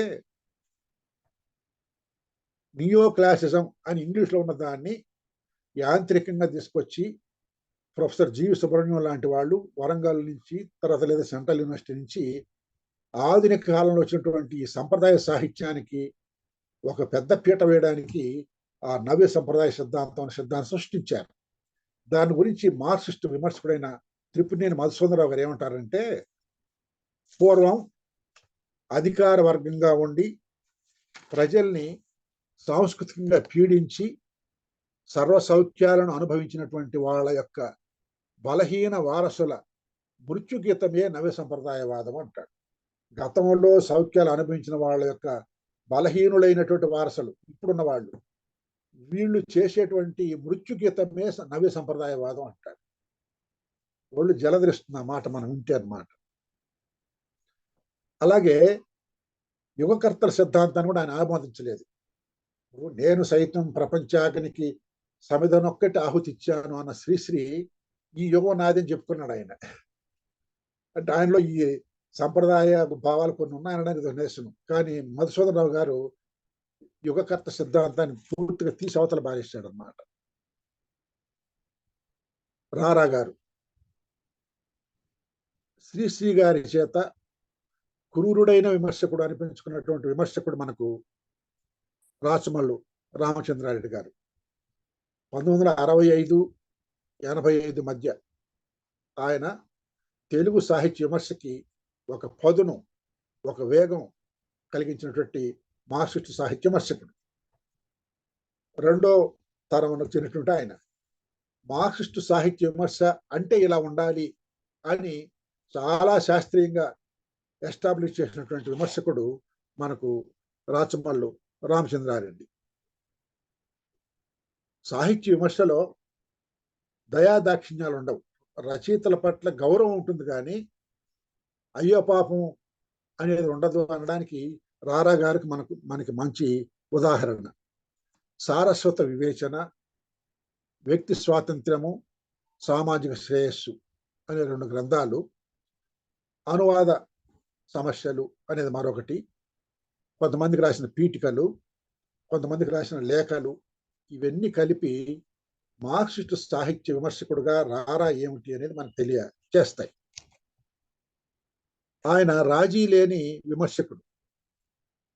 తన స్నేహితులు సోదం జయరాం, కేతు విశ్వనాథ్ రెడ్డి లాంటి వాళ్ళు ఆయనకు శిష్యప్రాయులు లేదా స్నేహితులు. వాళ్ళతో స్నేహంగా ఉంటూనే వాళ్ళ రచనల మీద నిర్మోహమాటంగా ఆయన అభిప్రాయాలు చెప్పారు. కాబట్టి మార్క్సిస్టు సాహిత్య విమర్శకులకు ఉండాల్సింది ఏమిటంటే నిర్మోహమాటమే. లేదంటే రచయిత నేను రాసింది కరెక్ట్ అనుకుంటాడు, దారి దొక్కుతాడు, సమాజం జడగొడతాడని ఆయన ఉద్దేశం. కొల్లాయి గడితేనేమి నవల, మహీధర్ రామ్మోహన్ రావు గారి కొల్లాయి గడితేనేమి అనే నవలని ఆయన ఒక కొత్త అదేమో 1922 నాటి గాంధీజీ ప్రభావాన్ని చెబుతుంది ఆ నవల. 56, 60 ప్రాంతాల్లో వచ్చింది. ఒక 4 దశాబ్దాల తేడా ఉంది కథాకాలానికి, రచనా కాలానికి. దాన్ని ఆయన ఏమన్నారంటే అది చూస్తే పైకి నిజానికి రాజకీయ నవలది, గాంధీజీ నడిపే స్వాతంత్రోద్యమ నవలది. కానీ రారా గారు దానిని చారిత్రక నవల అని చెప్పేసి అని, చారిత్రక నవల అంటే ఏమిటో కొన్ని ఒక 6-7 లక్షణాలు చెప్పి ఆ 6-7 లక్షణాలు ఆ నవలు ఎలా ఉన్నాయో చెప్పాడు. అది ఒక పెద్ద సిద్ధాంత పత్రం. అది ఆయన విమర్శ రాసిన తర్వాతనే కొల్లాయి గడితే నవలకి ఆంధ్రప్రదేశ్ సాహిత్య అకాడమీ పురస్కారం వచ్చిందన్నమాట. తర్వాత ఆయన ఒక మాట అన్నారు, జీవితాన్ని అర్థం చేసుకోవటానికి మానవుడు చేసే ప్రయత్నాలలో ఒక భాగమే సాహిత్యం అన్నాడు. సాహిత్యాన్ని చదవడం ఏమిటంటే చదువు కోసం చదువు కాదు సాహిత్య పఠనం అనేటువంటిది. జీవితాన్ని అర్థం చేసుకోవడానికి సాహిత్యం చదవాలి అంటున్నాడు. అంటే నేను నివసించే సమాజం ఎలా ఉన్నది, ఈ సమాజం ఎందుకు ఇలా ఉంది, ఈ సమాజం ఎలా ఉంటే బాగుంటుంది, అటువంటి సమాజాన్ని నిర్మించుకోవడం ఎలాగా, ఈ ఆలోచనలు రేకెత్తిస్తుంది సాహిత్యం. కాబట్టి సాహిత్యాన్ని చదవడం అంటే జీవితాన్ని అర్థం చేసుకోవటం అని ఆయన మనకు ఒక మంచి సిద్ధాంతాన్ని అందించాడు. సాహిత్యము అన్ ఆర్ట్ ఆఫ్ ప్రాపగండా. సాహిత్యము ఒక ప్రచార కళ, సందేహం లేదు. వాల్మీకి వ్యాసులు మొదలుకొని ఎందుకు రాశారయ్యే వాళ్ళు అంటే వాళ్ళు చెప్పదలుచుకున్న ప్రచారం చేసుకోవడానికి రాశారన్నమాట వాళ్ళు. అయితే అది కళ అంటాడు రామచంద్రారెడ్డి గారు. ప్రచారమే సాహిత్యం కాదు, ప్రచారమే కళ కాదు. కళలో సాహిత్యంలో ప్రచార గుణం ఉంటుంది, కానీ కేవలం ప్రచారం మాత్రమే సాహిత్యం, కళ కాదు. అంటే 60 ప్రాంతాలకి సాహిత్యం నినాదప్రాయంగా మారిపోతున్న సమయంలో ఒకవైపు బాలగంగాధర్ తిలక్, మరోవైపు రారా లాంటి వాళ్ళు సాహిత్యం నినాదప్రాయంగా కాకుండా కాపాడడానికి ప్రయత్నం చేశారన్నమాట. అలాగే త్రిపురనేని మధుసూదనరావు గారికి రాచమల్లి రామచంద్రారెడ్డి గారికి ఒక అభిప్రాయ భేదం ఏంటంటే త్రిపురనేని రచయితలు పార్టీలకు విధేయంగా ఉండాలంటారు. రారా దాన్ని ఒప్పుకోలేదు. ఫిలాసఫీకి విధేయంగా ఉండాలి. మార్క్సిజం అనే దానికి రచయితలు విధేయంగా ఉండాలి తప్ప ఒక పార్టీకి సిపిఐకో సిపిఎంకో లేదా మావోయిస్ట్ పార్టీకో విధేయులుగా ఉండాల్సిన అవసరం లేదు అని రారా గారు చెప్పారు, భావించారు. సోదం రామ్మోహన్ గారు సాహిత్యావలోకనం, సాహిత్యం శిల్పం అనే 2 గ్రంథాలు రాసి చాలా గొప్ప ఆలోచనల్ని రేకెత్తించారు.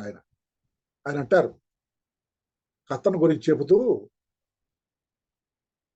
నీకు కథలో పొట్టేలు మాంసం రేటు ఇంత అని చెప్పాల్సిన అవసరం ఉంటే చెప్పు, కానీ నీకు పొట్టేలు మాంసం కేజీ ఇంత అని తెలుసు కాబట్టి కథలో చెప్తానంటే కుదరదంట.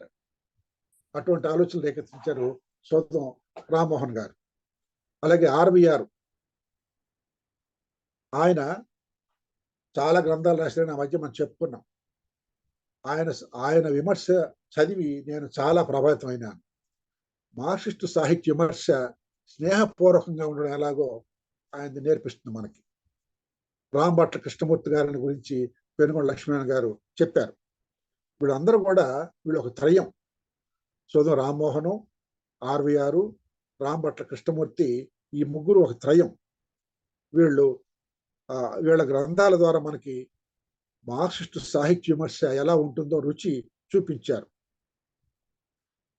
మార్క్సిస్టు సాహిత్య విమర్శ వస్తు విమర్శగా మిగిలిపోతూ ఉంటే శిల్ప విషయాన్ని ఎక్కువగా పట్టించుకున్న వారు మనకు సోదం రామ్మోహన్ గారు. ఆయన ఏమంటారంటే, ఉత్తమ కథకుని ప్రధాన లక్షణం వస్తువుకు శిల్పానికి సమాన విలువనివ్వడం అని అన్నారు సోదం రామ్మోహన్ గారు. అలాగే సాహిత్య తత్వం అనే గ్రంథంలో ఆర్వీఆర్ గారు అభ్యుదయ విమర్శకుడు ఎలా ఉండాలో రుజువు చేశారు. సాహిత్య సిద్ధాంతం, ఆధునిక సాహిత్య ధోరణులు, కేకే శైలి వంటి అనేక అంశాల మీద ఆయన మంచి వ్యాసాలు రాశారు. కోడవడండి కుటుంబరావు గారి శైలిని గురించి రాయటం అంటే చాలా ధైర్యం చేసినట్టు లెక్క అన్నమాట. ఎందుకంటే ఆయన శైలిని పట్టుకోవడం కష్టం. వల్లంపాటి వెంకటసుబ్బయ్య గారు మార్క్సిస్టు విమర్శకుల మీద ఉన్నటువంటి ముద్ర, వీళ్ళకి ఎంతసేపు వస్తువు గోల తప్పితే శిల్పం తెలియదు, వీళ్ళకి శిల్పాన్ని గురించి మాట్లాడరు, శిల్పం అంటే వీళ్ళకి గౌరవం లేదు అని ఉండేటువంటి ఈ ముద్రని తుడిపేయడానికి చాలా ప్రయత్నం చేశారు. నవలా శిల్పము, కథా శిల్పము, విమర్శా శిల్పము అనే 3 గ్రంథాల ద్వారా, అలాగే వల్లంపాటి సాహిత్య వ్యాసాలు అనే 4 గ్రంథాల ద్వారా, ఇంకా 5వ గ్రంథం కూడా కలుపుకుంటే రాయలసీమ ఆధునిక సాహిత్యము, సామాజిక సాంస్కృతిక విశ్లేషణ 5 గ్రంథాల ద్వారా ఆయన మార్క్సిస్టు సాహిత్య విమర్శకు ఒక లెజిటిమసీ, ఒక పెద్ద మనిషి తత్వాన్ని కల్పించారు మనకి. ఆయన నవలా శిల్పము, ఆయన సాహిత్య కథా శిల్పం అనేటువంటివి 2 గ్రంథాలు అటు నవలా రచయితలకి, కథా రచయితలకి, ఇటు నవలా విమర్శకులకు, కథా విమర్శకులకు కరదీపికలుగా ఆయన రచించారు. కథా శిల్పానికే కేంద్ర సాహిత్య అకాడమీ పురస్కారం వచ్చింది. ఆయన ఏమంటారంటే, సాహిత్య విమర్శకులు కుటుంబరావు గారి భావాలు ఇవి. 2 ఆకులు ఎక్కువ చదువుకోవాలన్నాడు కుటుంబరావు. వల్లంపాటి సాహిత్య విమర్శకుడు మంచి పాఠకుడు కావాలి అన్నాడు. సాహిత్య విమర్శకులు మంచి పాఠకులు కావాలి. పాఠకులు కావాలంటే ఏం పాఠకులుగా ఏం చదవాలి వాళ్ళు?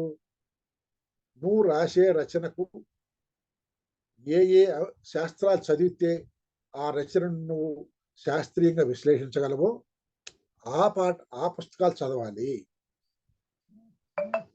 స్వాతంత్రోద్యమ చరిత్ర తెలియకుండా మాలపల్లి నవల గురించి నువ్వు రాయలేవు. 19వ శతాబ్దం నాటి సంఘ స్వరూపం తెలియకుండా కన్యాశుల్క నాటకాన్ని నువ్వు విమర్శించలేవు. భారతీయ సామాజిక వ్యవస్థలో కుల వ్యవస్థ యొక్క క్రౌర్యం సోషియాలజీ తెలుసుకోకుండా గబ్బిలాని గురించి నువ్వు సరిగ్గా విమర్శ రాయలేవు. భారతీయ సమాజంలో ఉన్నటువంటి ఆర్థిక అంతరాలు, దోపిడీ తెలియకుండా మహాప్రస్థానం గురించి నువ్వు విమర్శ రాయలేవు. ఇవన్నీ ఒక్క మాట అన్నాడు ఆయన, సాహిత్య విమర్శకులు గొప్ప పాఠకులు కావాలని. ఇదిగో ఇది గొప్ప పాఠకుడు కావడం అంటున్నారు. ఆయన చాలా చదువుకున్నారు. అలాగే ఆయన ఏమన్నారంటే, ఇంకొక మంచి మాట అన్నారు చూడండి. ఎవడు కూడా విశ్వజనీనత, మనం మార్క్సిజం చెప్పి అంతర్జాతీయ తత్వం వేరు, సంప్రదాయం. ఇప్పుడు మనకు వేమన కూడా అన్నాడు, పూర్వి వారికెల్లా ఒక కంచం పెట్టి అన్నాడు ఆయన. అది మన భారతీయ సమాజం దృష్టి పెట్టుకుని అన్నమాట అది. కాబట్టి మన ప్రాచీన ఋషి కవుల్లో ఎవరూ తటస్థులు కారు అన్నాడు ఆయన. మన ప్రాచీన ఋషి వంటి నన్నయ్య 2వ వాల్మీకి అని కీర్తించాడు విశ్వహత్యాయన. ఆయన కూడా తటస్థుడు కాదు. తటస్థులు ఎవరు లేరు. ఓ గాయకుడా, నువ్వు గంధర్వుడివి, అయితే నువ్వు ఎటువైపు అని ప్రశ్నించారు మనకు గోర్కి. నన్నయ్యను కూడా ప్రశ్నించాలి మనం. శ్రీశ్రీని ప్రశ్నిస్తాం, జాషువాని ప్రశ్నిస్తాం, గురజాడ, కందుకూరి, అందరినీ ప్రశ్నిస్తాం. మీరు ఎటువైపు? బాల వితంతువుల వైపా, ముసలి మొగుళ్ళ వైపా, పూటకుళ్ళమ్మ వైపా, లుబ్ధవదాని వైపా? ప్రశ్నకు ఈ ప్రశ్న నేర్పింది మనకు మార్క్సిజం అన్నమాట. కాబట్టి తటస్థులైనటువంటి వాళ్ళు ఋషులలో సైతం వాల్మీకి కానీ, వ్యాసుడు కానీ, తటస్థులు కాదు, ఒకవైపుకు మొగ్గిన వాళ్ళే వాళ్ళంతా కూడాను అని ఆయన చెప్తారు. వై విజయ్ కుమార్ సాహిత్యం వాస్తవికత, సోషలిస్టు వాస్తవికత, క్రిటికల్ రియలిజం, విమర్శనాత్మక వాస్తవికత, ఈ రెండు మనకు తెలియాలంటే మనం వై విజయ్ కుమార్ గారిని చదవాలి. తర్వాత శ్రీకృష్ణ గారు సాహిత్యం రాజకీయం అని ఒక ప్రసంగం చేస్తే విశాలాంధ్రలో పుస్తకం వేశారు, దాన్ని చిన్న పుస్తకం.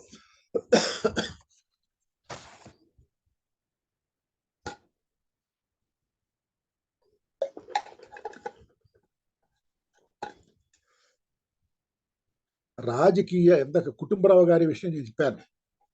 రాజకీయ వాసన లేకుండా మానవ జీవితంలో ఏదీ లేదు. సాహిత్యం సామాజిక జీవితానికి ప్రతిబింబం అంటే సామాజిక రాజకీయాల ప్రతిబింబం అని అర్థం. అది శ్రీకృష్ణ గారు రాజకీయాలకు సాహిత్యానికి ఉండే అవినాభావ సంబంధాన్ని రుజువు చేస్తూ చేసిన ప్రసంగము అది సాహిత్యము రాజకీయం ఉన్నటువంటిది.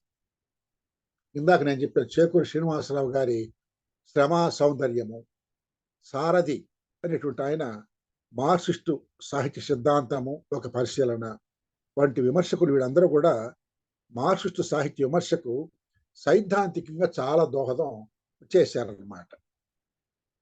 వీళ్ళకు కొనసాగింపుగా డాక్టర్ బి సూర్యసాగర్ సాహిత్యం సౌందర్యం అనే ఒక పుస్తకం రాశారు. ఆయన సైన్స్ ప్రొఫెసరు, అనంతపురం వాసి. ఆ మార్క్సిస్టు సౌందర్య శాస్త్రం అది, సాహిత్యం సౌందర్యం అనేటువంటిది. అంటే వస్తువు అంటే ఏమిటి, శిల్పం అంటే ఏమిటి, ఈ రెండింటి మధ్య ఉన్న సంబంధం ఏమిటి, సాహిత్యానికి ఉన్న వర్గ స్వభావం ఏమిటి, ఇవన్నీ చెప్తాడు ఆయన. అలాగే మనకు ఏమంటాడంటే ఆయన ప్రజా సాహిత్యము అవశ్య సాధనం, అది మానవుని స్వేచ్ఛను సాధించే సాధనం అంటాడు. ప్రజా సాహిత్యం అంటే మనిషికి స్వేచ్ఛను సంపాదించి పెట్టే సాహిత్యం అని చెప్పేసి అని అంటాడు. కొలకులూరి ఇనాక్ గారు ఆయన ఎక్కడ అరసంలో లేడు, విరసంలో లేడు, ఎక్కడ సంఘాల్లో లేడు, కానీ ఆయన ఇటీవల దళితవాదిగా ప్రచారం జరుగుతుంది, కానీ అస్తిత్వవాదిగా ప్రచారం జరుగుతుంది. మొదట్లో ఆయన అరసానికి బాగా సన్నిహితంగా ఉన్నారు, అందుకని మనం ఆయన విమర్శ కూడా ప్రసంగం ఏర్పాటు చేసుకున్నాం. ఆయన ఇటీవల ఆధునిక సాహిత్య విమర్శ సూత్రం అని ఒకటి, శూద్ర కవి శుభమూర్తి వస్తుచరిత్ర వైశిష్ట్యం అని ఒకటి, జానపదుల సాహిత్య విమర్శ అని ఒకటి. ఈ మూడు చాలా అద్భుతమైన గ్రంథాలు. కొత్త వెలుతురు ఆయన సాహిత్యం మీద పంపించారు. మనము మార్క్సిస్టులము, రచయితలకి నిబద్ధత ఉండాలి, నిబద్ధత మాత్రమే ఉంటే చాలదు, నిమగ్నత కూడా ఉండాలి అని అనుకుంటున్న సమయంలో అస్తిత్వవాదాలు మొదలైన తర్వాత కొలకులూరి ఇనాక్ గారు ఆధునిక సాహిత్య విమర్శ సూత్ర గ్రంథంలో నిబద్ధత నిమగ్నతలతో పాటు నిబిడత కూడా ఉంటే అది గొప్ప రచన అవుతుంది అని సిద్ధాంతం చేశారు. నిబిడత ఉండడం ఏమిటంటే నువ్వు రాసే సాహిత్యంలో నువ్వు ఉండటం అని చెప్పారు ఆయన. రచయిత అనుభవము రచనలో ఉంటే అది నిబిడత అని చెప్పారు. అంటే దళిత రచయిత రాస్తే దాంట్లో దళిత అనుభవం ఉంటుంది, బీసీ రచయిత రాస్తే దాంట్లో బీసీల అనుభవం ఉంటుంది, స్త్రీలు రాస్తే స్త్రీల అనుభవాలు ఉంటాయి, ముస్లింలు రాస్తే ముస్లింల అనుభవాలు ఉంటాయి, గిరిజనులు రాస్తే గిరిజనుల అనుభవాలు ఉంటాయి, లేదు పై కులాల వాళ్ళు రాస్తే వాళ్ళ అనుభవాలు ఉంటాయి.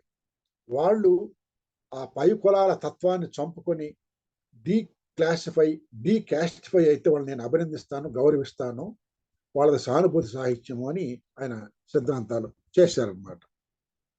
తర్వాత కాచేని కేతవరపు రామకోటి శాస్త్రి గారు ఇందాక పెనుగొండ ప్రస్తావించారు ఆ విషయాన్ని.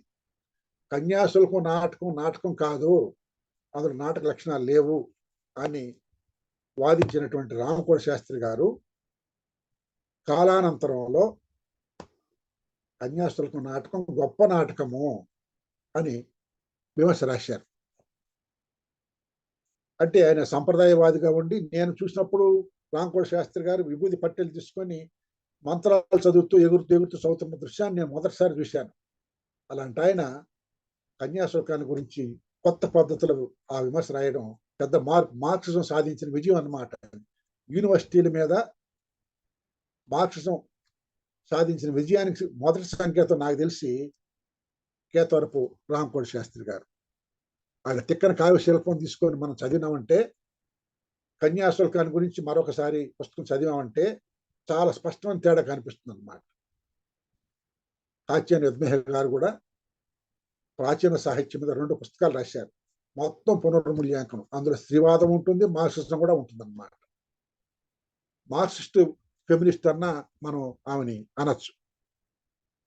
పాపినేని శివశంకర్ గారు, మనమంతా ఆయన మార్క్సిస్ట్ అనుకుంటా ఉంటేమి మార్క్సిస్ట్ దృక్పథంతో రాశారు ఆయన. కానీ ఇటీవలనే ఒక సభలో నేను అధ్యక్షత వహించినప్పుడే నేను మార్క్సిస్ట్ కాదు అని ప్రకటించుకున్నారు ఆయన. అది ఆయన ఇష్టం, మనం దానికి ఏమి అభ్యంతరం చెప్పాలంటే అవసరం లేదు. కానీ ఏ కారణం చేత ఆయన అన్నారు, కానీ ఆయనలో మార్క్సిస్టు విమర్శకుడు లక్షణాలు పుష్కలంగా ఉన్నాయని మాత్రం నేను భావిస్తూ ఉన్నాను. ఆయన తర్వాత ఎరిక్ ఫ్రాము, ఈ ద్రవాధునికత ఇవన్నీ చెప్పుండొచ్చు. ఇంకా అంటే మార్క్సిజం మన మలయాళ రచయిత 2 కొలతలు, కూలి గింజలు లాంటి నవలు రాసినట్టు ఆయన మార్క్సిజమే చివరి మాట కాదన్నాడు. ఆయన జీవితానికి మార్క్సిజమే చివరి మాట కాదన్నాడు. అంటే మనకు వచ్చిన నష్టం లేదు. మార్క్సిజము చాలా పెద్ద మాట జీవితానికి అని అనుకుంటే సరిపోతుంది అన్నమాట. తర్వాత జగన్మోహనాచారి అని ఒక ఆయన వరంగల్లో ఇంగ్లీష్ ప్రొఫెసర్ ఉండేవారు. జగన్మోహనాచారి కవిత్వము గతి తార్కికత అని ఒక పుస్తకం రాశారు. నాకు బాగా నచ్చింది ఏమిటి ఆ గ్రంథంలో అంటే, సరే గద్దర్ని గురించి రాశారు, అది వేరు, కానీ రస సిద్ధాంతాన్ని గురించి రాశారు. రస సిద్ధాంతానికి ఉన్నటువంటి సామాజిక స్వభావం ఏమిటి అనేది రాశారు. అది ప్రాచీన సాహిత్యాన్ని పునర్మూల్యాంకనం చేయటం అన్నమాట. గొప్ప మార్క్సిస్ట్ క్రిటిక్ ఆయన. మార్క్సిస్ట్ సాహిత్య విమర్శ తెలుగులో ఎంత ఎదిగిందంటే 35 పేజీల కథ యజ్ఞం అనేటువంటిది. ఆ యజ్ఞం అనేటువంటి 35 పేజీల కథ మీద 350 పేజీల విమర్శ వచ్చింది. ఇంకా 400 పేజీలు కూడా ఉంటుంది. అలాగే పనిపిల్ల అని ఒక కథ, ఒక 25 పేజీల కథ, తుమ్మేటి రఘువంతమరెడ్డి, దాని మీద ఒక 600 పేజీల విమర్శ వచ్చింది. అదంతా మార్క్సిస్ట్ సాహిత్య విమర్శ కాకపోవచ్చు కానీ మార్క్సిస్ట్ సాహిత్య విమర్శ చాలా ఎదిగింది అనడానికి ఒక కథ, 100 మంది విమర్శకులు, పనిపిల్ల కథ మీద, కథాయజ్ఞం అని ఒక పుస్తకం, ఇవి చాలు మనకన్నమాట. చేకూరి రామారావు గారు తన 2వ దశలో ఈ సంప్రదాయవాదులైనటువంటి సంపత్ కుమార సుప్రసన్న వీళ్ళతో చేరి మార్క్సిజానికి కొంత వ్యతిరేకంగా మాట వాస్తవం, కానీ తొలినాళ్లలో మహీధర్ రామ్మోహన్ రావు లాంటి వాళ్ళ మీద రాసినటువంటి వ్యాసాలు చదివి నేను చాలా ప్రభావితం అయ్యాను. సామాజిక పరిణామాలు సాహిత్యంలో ఎలా ప్రతిబింబిస్తాయో ఆయన 2 నవలలు లాంటి వ్యాసాల్లో చెప్పారు మనకి. తరువాత కేవి రమణ ఓల్గా, ఇప్పుడు ఆమె ఫెమినిస్ట్ స్త్రీవాది, కానీ మార్క్సిజాన్ని వ్యతిరేకించే స్త్రీవాది కాదు ఆమె. అతడు ఆమె మనం అనే ఒక గ్రంథం రాశారు. పలికించక మౌన మృదంగాలను అని ఒక గ్రంథం రాశారు. గురజాడ మీద ఒక పుస్తకం వేశారు. ఇవన్నీ చదివితే కాత్యాయని యజ్ఞయ్య గారి లాగే ఓల్గా గారిలో కూడా మార్క్సిస్ట్ ఫెమినిస్టులు ఉన్నారు. మార్క్సిజం మీద కూడా విమర్శ పెడుతుంది ఆమె. మార్క్సిజం మీద విమర్శ పెట్టినంత మాత్రం ఆమె యాంటీ మార్క్సిస్ట్ కాదు. అది మనం గుర్తించాల్సిన విషయం అన్నమాట. అతడు ఆమె మనం అని ఒక చిన్న పుస్తకం రాసింది ఆమె. నేను ఆమె విమర్శ చదివి ఆ నవల చదివాను. సాహిత్య విమర్శ పాఠకులను సాహిత్య పఠనం వైపు మళ్లించాలి అన్నాడు సర్దేశ తిరుమలరావు. ఆ పని ఓల్గా గారు చేశారు. కుటుంబరావు గారి సాహిత్యాన్ని గురించి, గురజాడ సాహిత్యాన్ని గురించి, అలాగే చలం సాహిత్యాన్ని గురించి ఓల్గా గారు చాలా మార్క్సిస్ట్ ఫెమినిస్ట్ దృక్పథంతో అనేక సూత్రీకరణలు తయారు చేశారు. కేవి రమణారెడ్డి గారు సామాజిక శాస్త్రం చదువుకొని సామాజిక శాస్త్ర అధ్యాపకుడిగా పనిచేస్తూ అభ్యుదయ రచయితల సంఘంలోను, విప్లవ రచయితల సంఘంలోను పనిచేసినట్టు అనుభవంతో ఆయన రాసిన విమర్శ 3 సంపుటాల విమర్శ తెలుగు మార్క్సిస్టు సాహిత్య విమర్శ జెండాకు కేతనంగా మనం చెప్పుకోవచ్చు. ఆయన కవి జీవిత విమర్శ అంటే కవి జీవితానికి ఆయన సాహిత్యానికి ఉన్న సంబంధం చెప్పడంలో కవి కోకిల మహోదయం అని 2 గ్రంథాలు రాశారు. నిషీది అని, తర్వాత అక్షర తూణీరము లాంటి గ్రంథాలు చాలా రాశారు. తెలకపల్లి రవి గారు ఆయన గురజాడ మీద, శ్రీశ్రీ మీద, కందుకూరి మీద ఇటీవల గ్రంథాలు రాశారు. అలాగే సివి చిత్తజల్లు వరహాలరావు శ్రీశ్రీ ఖడ్గ సృష్టి మీద ఈ సోమసుందర్ లాంటి వాళ్ళు ఏదో విమర్శలు చేస్తే దాన్ని ప్రతిఘటిస్తూ చాలా పెద్ద విమర్శ రాశారనమాట. వీళ్ళందరూ కూడా మనకి తెలుగులో సాహిత్య విమర్శ ఇప్పుడు మనకి విభాత సంజయన పుస్తకం వచ్చిందని చెప్పాను నేను. సివి సుబ్బారావు గారి సంపాదకత్వంలో ఆధునిక తెలుగు సాహిత్యాన్ని సామాజిక శాస్త్రాల వెలుగులో ఎలా చూడాలి. కేతు విశ్వనాథ్ రెడ్డి గారు దృష్టి అనేటువంటి పుస్తకంలో ఈ సామాజిక శాస్త్రాలు ఎలా అవసరం అవుతాయో సాహిత్యానికి చెప్పారు. విభాత సంజయలో చదువు నవల ఉందనుకోండి. కె హరగోపాల్ గారు చదువు నవలకు ఉన్నటువంటి చారిత్రక నేపథ్యం చెప్పారు. ఆర్ఎస్ రావు గారు వలస పాలన ద్వారా మనకు జరిగిన మేలు కీడు ఏమిటో కన్యాశుల్క నాటకంలో చెప్పారు. వకడాభరణం రామకృష్ణ గారు శ్రీ రాజశేఖర చరిత్రలో ఉన్నటువంటి ఆధునికతను చెప్పారు. ఇలాగా సామాజిక శాస్త్రాలను సాహిత్యానికి అన్వయిస్తే విమర్శ ఎలా ఉంటుందో ఆయన చెప్పారనమాట. ఇలాంటివన్నీ చూసుకుంటూ పోతూ ఉంటే ఇందాక మన పెనుగొండ గారు చెప్పినట్టుగా మన సంజీవమ్మ గారు ఇంకా అనేకులు ఆ పేర్లన్నీ ఇప్పుడు మళ్ళీ నేను చెప్పదలుచుకోలేదు, కానీ చేస్తే సాహిత్య విమర్శ మార్క్సిజాన్ని వ్యతిరేకించే వాళ్ళకు కూడా మార్గంగా మనకు ఉపయోగపడుతుంది. మీరు సంప్రదాయవాదుల సాహిత్య విమర్శను చదవండి, వాళ్ళు మార్క్సిజాన్ని వ్యతిరేకిస్తారు కానీ మార్క్సిస్ట్ పద్ధతిలోనే సాహిత్యాన్ని అన్వేషిస్తున్నారు. మా గురువు గారు ఆయన ఉండేవారు, మన తిమ్మావజల కోదండరామయ్య గారు. ఆయన అలాగే కోరాడు రామకృష్ణయ్య గారు ఆంధ్ర మహాభారత విమర్శను రాశారు ఆయన. వీళ్ళు సంప్రదాయవాదులు కానీ వాళ్ళ విమర్శ పద్ధతిలో మన మార్క్సిజం కనిపిస్తుంది. అందుకోసం మార్క్సిజము సంప్రదాయవాదులను కూడా జయించింది అని చెప్పుకోవడానికి మనకు ఆధారాలు చాలా ఉన్నాయి. స్నేహితులారా, మా అధ్యక్షులు వచ్చి కనిపిస్తున్నారు కాబట్టి తెలుగులో మార్క్సిస్టు సాహిత్య విమర్శ ఇప్పుడు నేను చెప్పింది 5% మాత్రమే. 95% మనం ఇంకా చదవాల్సిన అవసరం ఉంది. మన చంద్ర సుబ్బారావు గారు లేకపోతే మనకు కుందుర్తి ఆంజనేయులు, సోమసుందరు, మన ఏటుకూరి ప్రసాద్ గారు, ఎస్వి సత్యనారాయణ గారు, వరవరరావు గారు, ఇంకా చాలా మంది మార్క్సిస్ట్ సాహిత్య విమర్శకులు ఉన్నారు.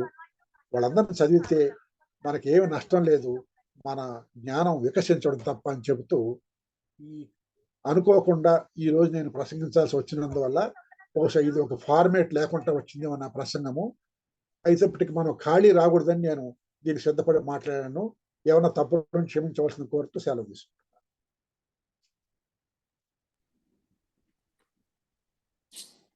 హలో, వినిపిస్తుందే?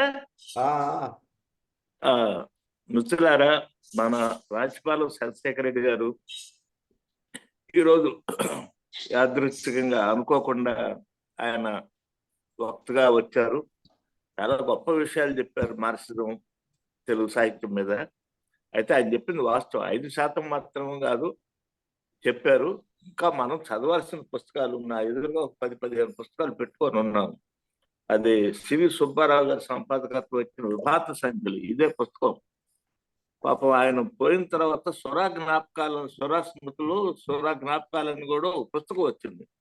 అప్పుడు వాస్తవానికి అట్టోళ్ళు ఎవరు తర్వాత మళ్ళీ మనకి ఈరోజు ఆయన గుర్తు చేసినందుకు స్వరా గారు అంటే సివి సుబ్బారావు గారు గుర్తుకొచ్చారు. చాలా మందిని ప్రస్తావన చేశారు.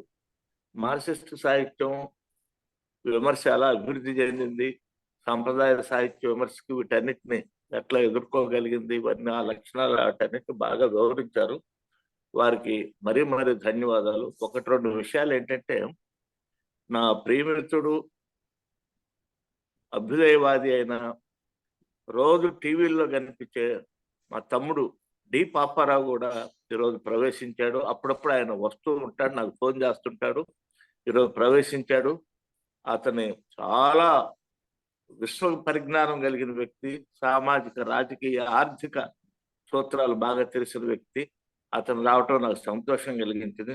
మరొక చిన్న విషయం ఏంటంటే, నన్ను క్షమించాల్సిన విషయం ఏంటంటే, ఒక మిత్రుడు, పేరు చెప్పను, అతను నిద్రపోతూ వింటున్నాడు అనమాట. నిద్రపోతూ వింటున్నాడు. అంత అవసరం లేదు, నువ్వు విను, కాకపోతే నువ్వు కనబడకుండా విను, తప్పే లేదు. అది చూసే వాళ్ళకి కొంచెం ఇబ్బందిగా ఉంటుంది. ఇతరులు కూడా నీ ప్రభావానికి గురైలో నిద్రపోచ్చే పరిస్థితి ఉందన్నమాట. ఆయనకు తెలుసు, క్షమించాలి. అట్లా మీరు, ఎందుకంటే ఇది లైవ్ టెలికాస్ట్ లో అట్లా పాల్గొనటం కూడా అది కొంచెం ఇబ్బందికరంగా ఉంటుంది. ఆ మిత్రుడు అర్థం చేసుకుంటాడని చెప్పి నేను ఆశిస్తున్నాను. అట్లా జరగకుండా చూడాలి. అట్లా ఉంటే బాగుంటుంది. అందరూ సవ్యంగా యాక్టివ్గా ఉన్నట్టు అనమాట. లేకపోతే నిస్సారంగా నిస్తేజంగా ఉందేమో అని అనుకుంటారన్నమాట. అట్లా ఉండకూడదని చెప్పి నా కోరిక.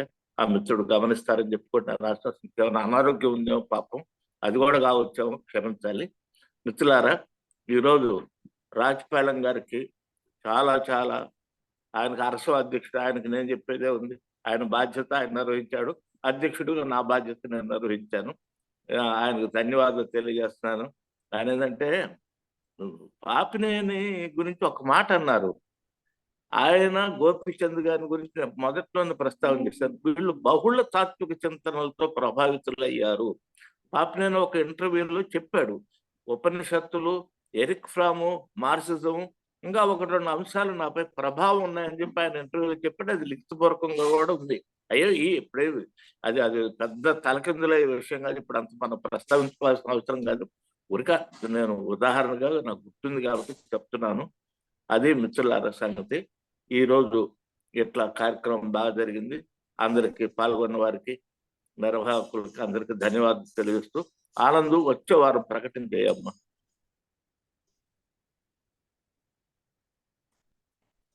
మిత్రులారా, సరే, మనకి మనమే ధన్యవాదాలు చెప్పుకోవడం బాగోదు కాబట్టి, పాల్గొన్న మీ అందరికీ కూడా మొదటి నుంచి చివరి దాకా చాలా ఆసక్తిగా ఉన్నటువంటి మీ అందరికీ ధన్యవాదాలు. వాస్తవంగా ఈ కార్యక్రమాన్ని 4-5 సెషన్లుగా పెట్టాలనేది నాకున్న కోరిక.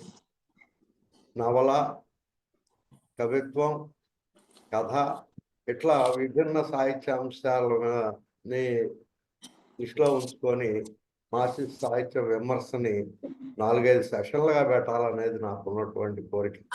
దీన్ని అధ్యక్షుల వారు పరిశీలిస్తారని ఆశిస్తూ, వచ్చే వారం మద్దూరి సుబ్బారెడ్డి గారి సాహిత్య విమర్శ పైన డాక్టర్ పిసి వెంకటేశ్వర్లు గారి విశ్లేషణ ఉంటుంది. దానికి కూడా విశేష జయప్రదం చేయాలని కోరుకుంటూ వచ్చే వారం కలుసుకుందాం. సెలవు. నమస్కారం.